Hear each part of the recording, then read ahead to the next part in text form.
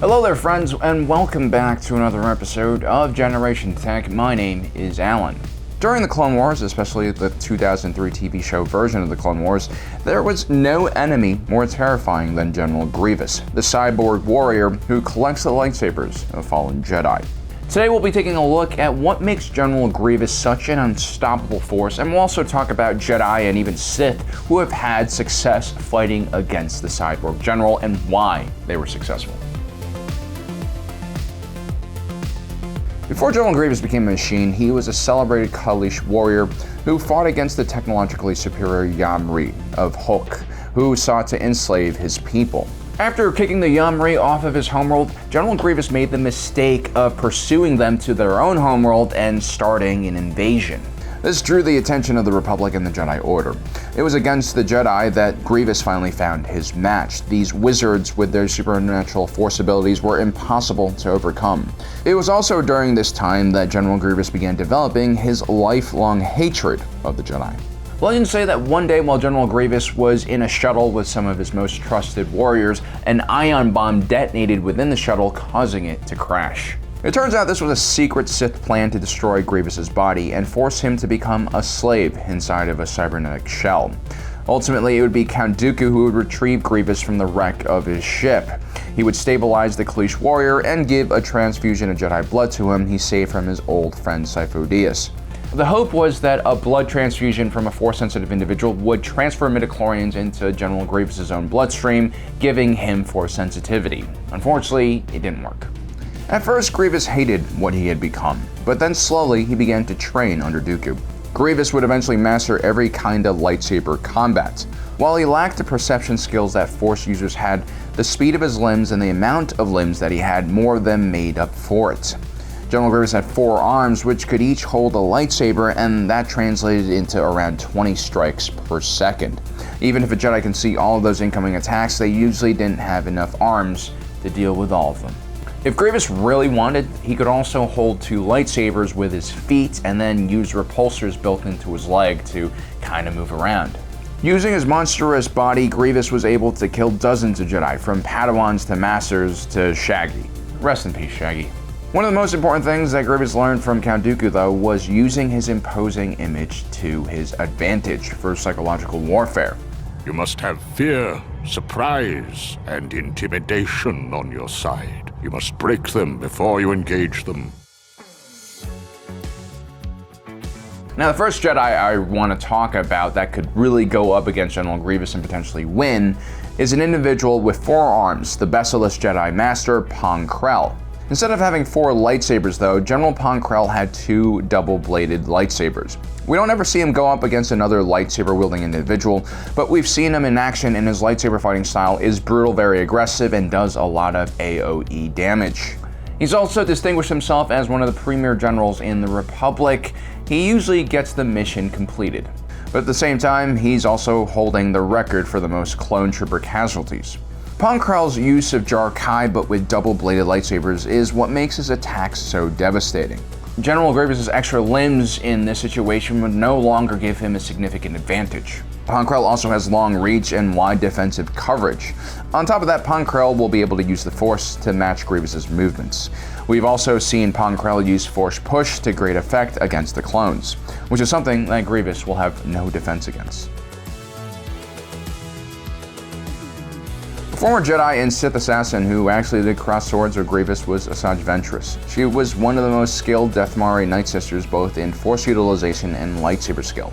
She also happens to be a Jar Kai practitioner and a Form 2 Mikasi master. Mikasi is an ancient dueling form that was preferred by her master Count Dooku. This form was perfect at piercing defensive forms like Form 3 and taking out individual combatants.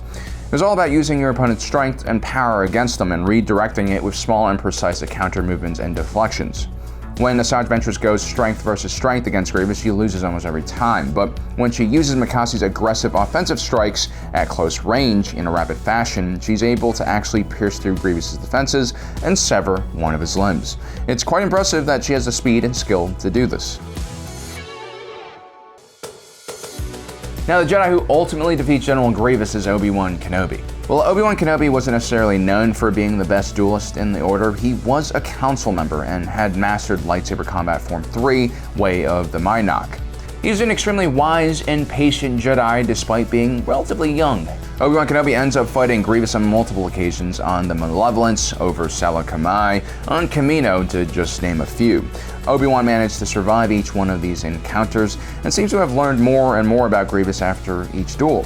First, Grievous always has some kind of backup in the form of battle droids. When the situation starts getting a bit tricky, usually after Obi-Wan uses a forced push, the cyborg usually ends up on the run. Master Obi-Wan's strategy is usually to fight in a defensive style. His shell technique is perfect for the blaster bolt-rich battlefields of the Clone Wars, but at the same time quite useful against multiple attackers wielding melee weapons.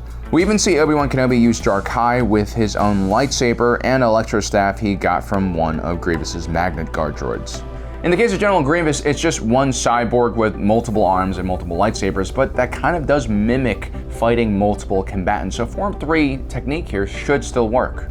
Even when General Grievous starts spinning his lightsabers like a turbine, a master of Form 3 like Obi-Wan Kenobi should be able to hold out for a significant amount of time. Generally, Form 3 practitioners like tiring out their opponents with defensive techniques, which then opens up their enemy for a counterattack. The problem with Grievous is that he rarely ever reaches that point. But by the time Obi-Wan Kenobi squares down with Grievous on Utapu, he's already learned many of the cyborg's moves and manages to cut off two of his hands pretty early on in their duel. When Obi-Wan ends up chasing down Grievous and killing him, it's not really pretty. There are no lightsabers involved, and both fighters are down to fists and middle limbs. What Master Obi-Wan teaches us about fighting General Grievous is that it's very important to be patient and learn how the cyborg fights so that you can develop strategies that will work against them. While Grievous managed to defeat dozens of lower-level Jedi, he always struggled against Jedi Masters in the top echelon of Jedi Knights. Individuals like Yoda, or even Yoda's former apprentice Dooku, are always going to be able to control a battle against General Grievous because of their potent force abilities and telekinesis. Someone like Yoda could prevent Grievous from getting even close to him by using the Force. Someone like Dooku could probably just reach out and explode his heart. And that was really the secret to fighting General Grievous. No matter how intimidating and scary or fast or strong he is, he's still not able to resist Force powers. In the beginning of the war, the cyborg general managed to explode onto the scene and surprised many Jedi combatants. But that was to be expected. The Jedi had been at peace for 1,000 years, and the average Jedi Knight and Padawan had almost no experience dueling someone in a life-or-death situation. There were basically no Sith for the Jedi to train against, and so a cyborg like Grievous would have been unlike anything the Jedi had faced. The psychological terror created by General Grievous would have filled the younger Jedi with fear and clouded their abilities to use the Force. General Grievous is all about psychological terror if you think about it. I mean, he usually likes hiding in different locations, ambushing the Jedi, and his appearance is especially terrifying. He's also not above using droids to help him out and other cheap methods to capture and kill the Jedi. So ultimately, a Jedi's best friend here is a defensive form of lightsaber combat and to use an ample amount of Force powers when fighting the cyborg. Well guys, let me know what you think about my analysis here, and also don't forget to subscribe and hit that notification button down below so you don't miss out on the rest of our awesome content. As usual, thanks for joining us today. If you're watching this, you are Generation Tech.